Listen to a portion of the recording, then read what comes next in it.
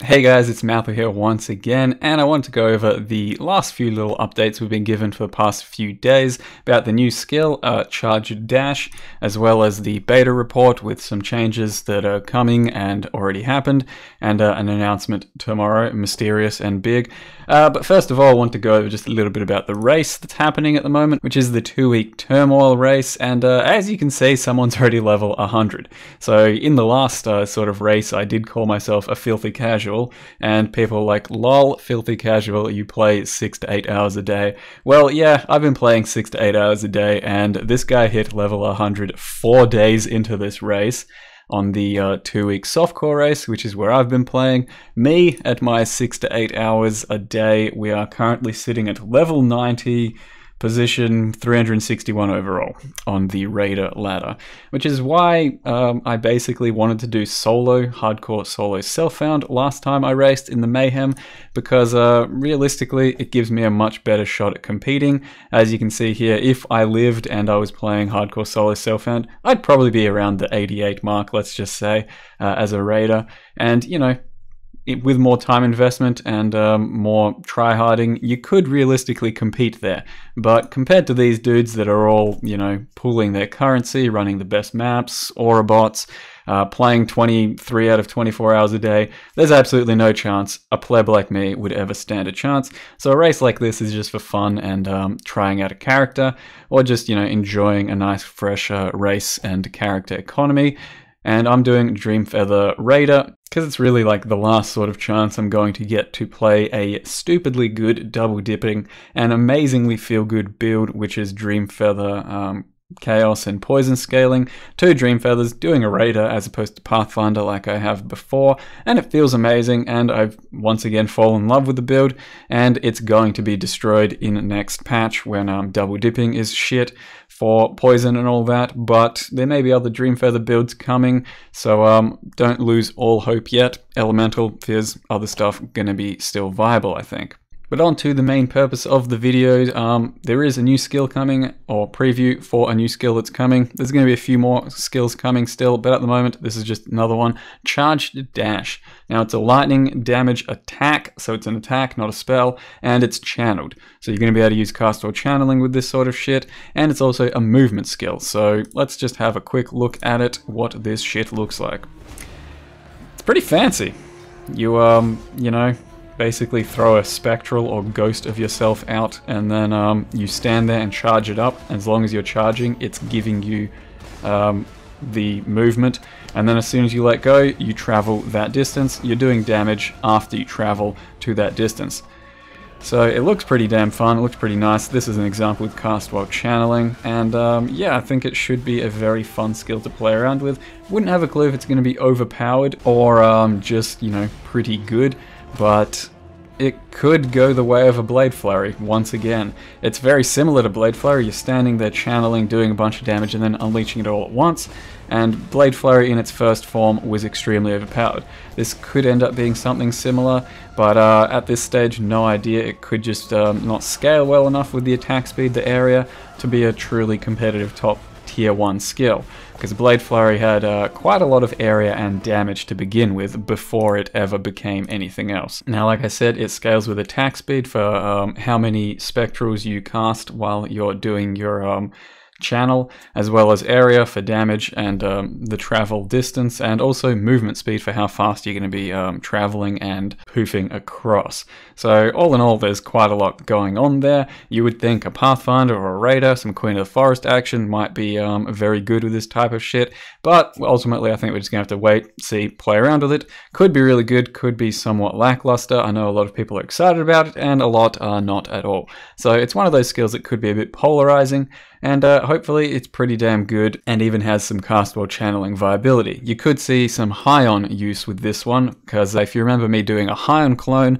it synergized really well with cast on melee kill Shock Nova, because you just scaled pure lightning damage, so it's not fizz. It's not attack or spell, it's lightning damage, so both your Cyclone and your Shock Nova are getting huge amounts of damage.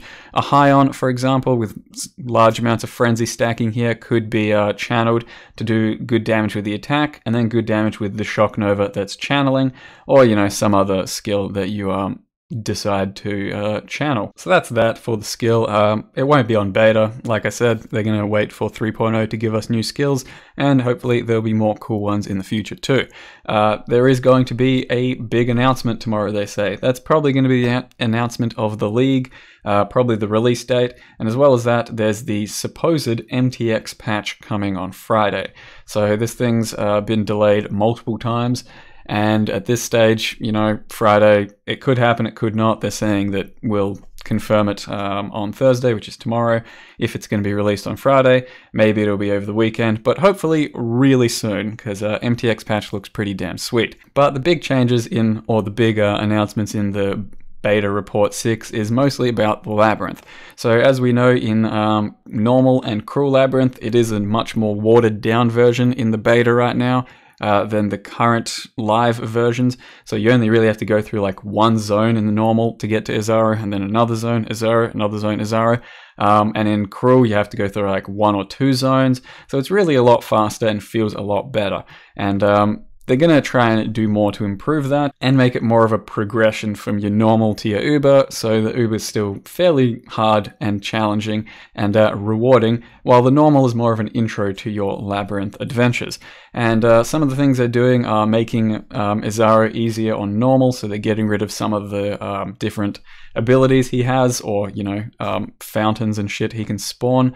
So there won't be curses and elementals in the first wave, but it'll be introduced in the Cruel wave, and then Azaro will have you know, less damage or just be less hard overall up until you get to Merciless and Uber. As well as that, they're well aware that Lab is pretty bullshit and not very rewarding, especially going through the actual traps and getting the caches and the silver keys and, you know, dark shrines and all that, and they're rebalancing a lot of that, and you can read into this if you really want, but long story short, it's going to be better, it's going to be more worthwhile.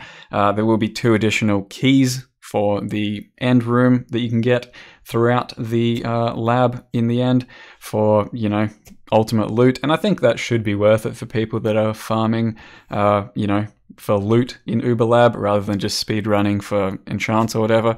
So more keys means, you know, you can do like a 6-key lab run, 7-key lab run, if it's a good day, for example.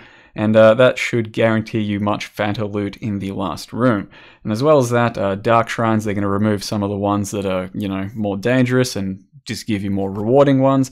Overall, just trying to make Lab less of a chore than it currently is. And then lastly, the 4th wave of beta changes, which they're hoping is the last wave of any sort of changes. So maybe we'll have the actual release in like a few weeks or a month. Find out tomorrow probably.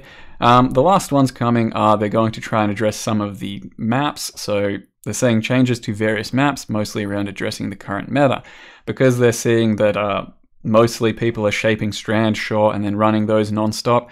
I imagine they're going to try and rebalance some of the layout of a few of other maps, maybe pack sizes, and hopefully make, you know, high real red tier 15 sort of maps a lot more rewarding to do, because logically you do want your game to progress that way from tier 1 to 15, and ultimately if you have tier 15 you want to be running it, not just saving it and going for, you know, whatever's most efficient, which sometimes might be tier 8 to 11.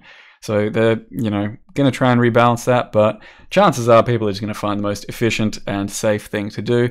And it still could not be high tier maps. We'll see how that goes. And then we also have some balance changes to unique flasks, which means your old mate, Dying Sun, Vinctar, Taste of Hate, Sin's Rebirth, let's see, Witchfire Brew at Series Promise.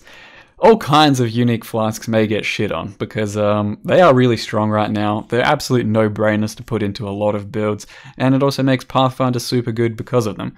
So maybe some of those are going to get toned down just a bit. We'll have to wait and see. Or maybe they'll just give us some more unique flasks and, you know, game goes potato again. Who knows? But then lastly, there are more changes to poison and bleed damage coming. So there will still be a bleed keystone coming soon, and we'll see how that interacts and affects bleed.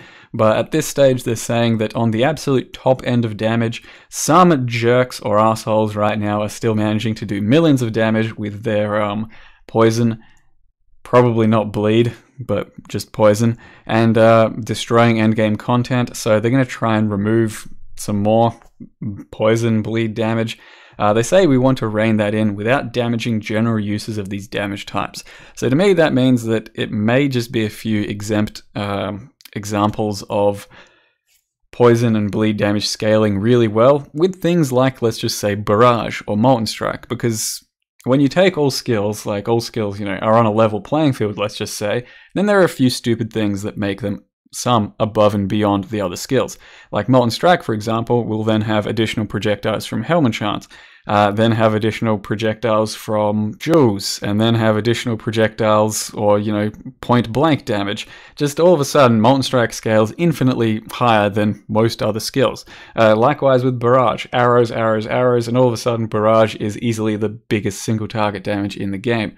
So maybe what they're saying here is they're going to try and rein that in by affecting some of those, but maybe they'll just try and reduce top-end damage by making less crit multi again, or not being able to stack some of those items together, because, yeah, who knows?